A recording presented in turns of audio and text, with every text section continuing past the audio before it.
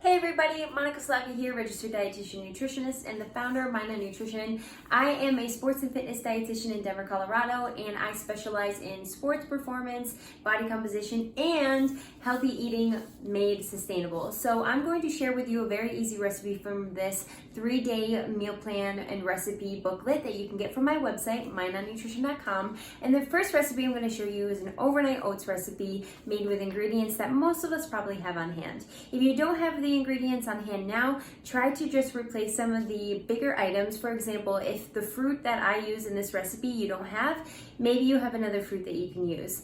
So first I'm going to just read off the ingredient list and then we're going to get going. So we have oats, and gluten-free if needed. Otherwise, you just get old-fashioned rolled oats.